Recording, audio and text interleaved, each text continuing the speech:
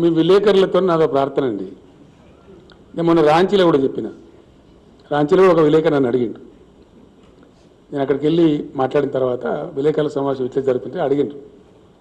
నేను ఏం చెప్తున్నా అంటే 100కు 100%. If you are interested you please read yesterday's Deccan Chronicle అని పేరేందన్నా పవన్ వర్మ అని ఒక ఆయన ఒక ఆర్టికల్ రాసిండు. It is definitely sure that there is a void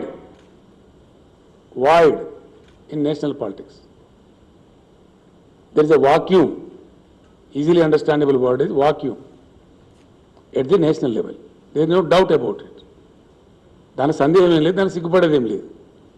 ఆ వాయిడ్ ఏ విధంగా భర్తీ కావాలా అనేది ఒక ప్రయత్నం. బీజేపీ వ్యతిరేక ఫ్రంటా ఇది అని నన్ను రాంచీలో విలేకరాడు. నేను కోపం చేసిన ఆయన మీద.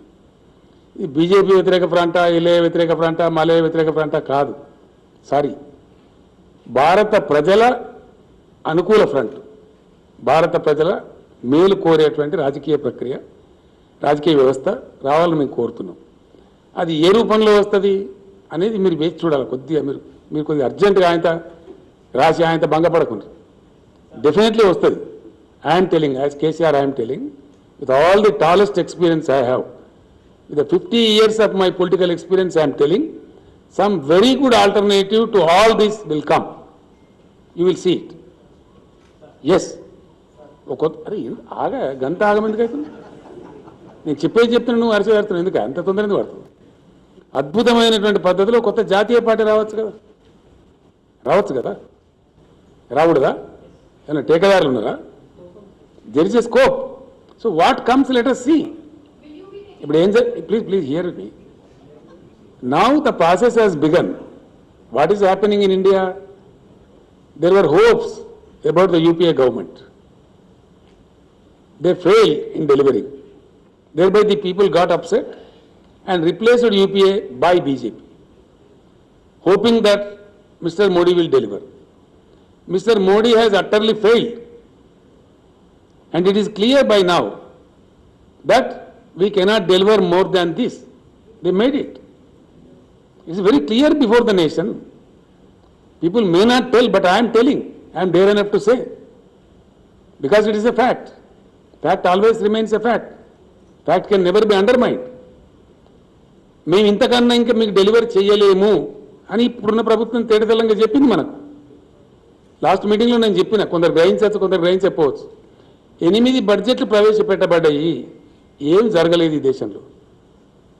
ఏం జరిగిందంటే జరిగితే మనకు తెలియదు. మనం ప్రజలలో లేమా? మనం ఓ కరెంట్ రంగమా, నీటిపారుదల రంగమా, ఏ రంగంలో జరిగిందండి? ఆర్థిక అభివృద్ధి జరిగిందా? ఏ రంగం అభివృద్ధి జరిగిందండి? అన్ని కిందికి పోతున్నాయి, నివేదికలు చెప్తున్నాయి. ప్రజాస్వామ్య విలువలు ముఖ్యమైపోతున్నాయి, శాంతి భద్రతలు తగ్గిపోతున్నాయి, ఆకలి చావులు పెరుగుతున్నాయి, నిరుద్యోగం పెరుగుతుంది, 15 లక్షల ఖాళీలున్నాయి గవర్నమెంట్లో, అది భర్తీ చేస్తలేదు. ఇవన్నీ ఫ్యాక్ట్స్ కదా. మేము డెలివరీ చేయగలిగేది గింతే అని ప్రభుత్వం చెప్పింది. కాబట్టి మార్పు రావాల్సిన అవసరం ఉంది. దీనిలో ఏమి అరమరికలు ఇవ్వండి. It's very clear and it's democracy. అది మాట్లాడుతున్న తప్ప అన్నట్టు అట్లా మాట్లాడకూడదు అన్నట్టు మాట్లాడితే ఎట్లా? తప్పకుండా ఈ దేశంలో పరివర్తన రావాల్సిన అవసరం ఉంది, భారీ పరివర్తన రావాల్సిన అవసరం ఉంది, స్ట్రక్చరల్ చేంజెస్ రావాల్సిన అవసరం ఉంది. ఎస్, డెఫినెట్గా చాలా స్ట్రక్చరల్ చేంజెస్ రావాలా. 75 సంవత్సరాలలో కూడా చాలా అనామలీస్ ఉన్నాయి, చాలా అనామలీస్ పెండింగ్లో ఉన్నాయి, చాలా విషయాలున్నాయి. అవన్నీ చర్చకు పెడితే వస్తాయి అవన్నీ. కాబట్టి ఇప్పుడు దేశం అర్థం చేసుకున్నది. UPA has miserably failed. It was replaced by BJP and BJP has more miserably failed. UPA కన్నా అధ్వానంగా ఫెయిల్ అయిపోయింది. ఫెయిల్ కావడమే కాకుండా వీళ్ళు విద్వేష రాజకీయాలు తెస్తున్నారు.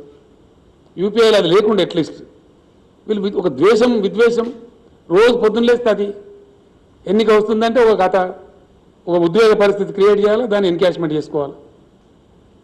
ఏం ఉపన్యాసాలు వింటున్నామండి ఈ దేశంలో? ఏం ఎన్నికల మాట్లాడే ఉపన్యాసాలేనా? ఒక చెన్నారెడ్డి గారు మసీదు పక్కన నిలబడి పంచిండని చెప్పి చేసి మాట్లాడిందని చెప్పి 6 ఏళ్ళు బార్ చేసింది. ఆయన డిబార్ చేశారు, ఆయన సభ్యత్వం తీసేశారు మన రాష్ట్రంలో. ఈరోజు నిన్నగాక మన ఉత్తరప్రదేశ్లో ఏందండి, ఏమేం జరిగింది? మాకు ఓటు అయిపోతే నేను ఫలానా మతం అని పేరు పెడతాం. ఈ భాష ఉపన్యాసాలు చెప్తున్నారు.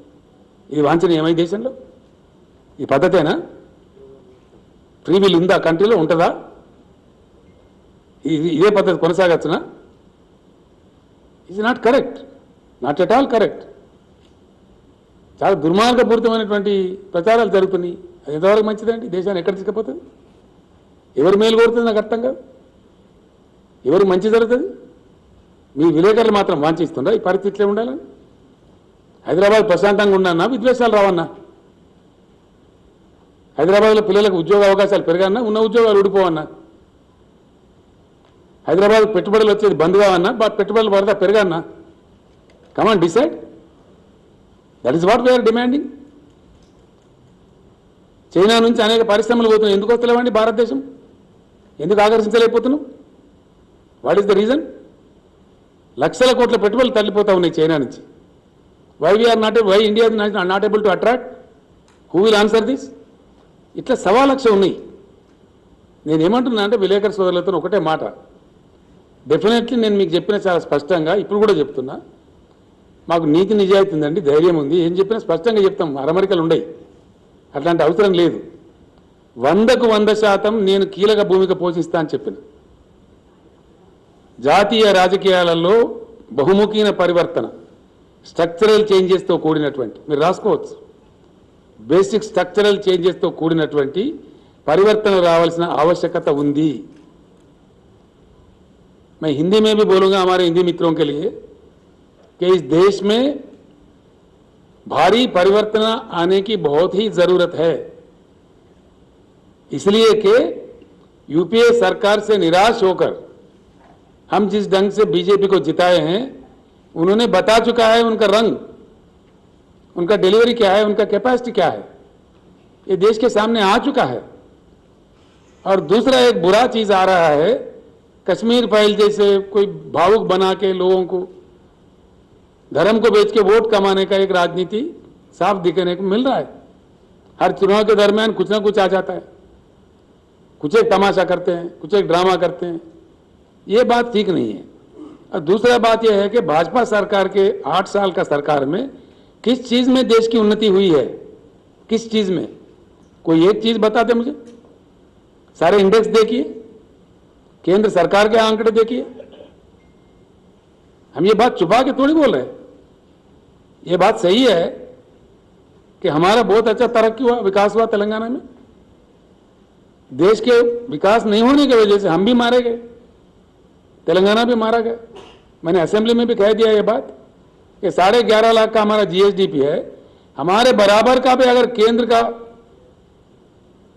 परफॉर्मेंस रहता तो हमारा जीएसडीपी 14.5 लाख करोड़ होना चाहिए।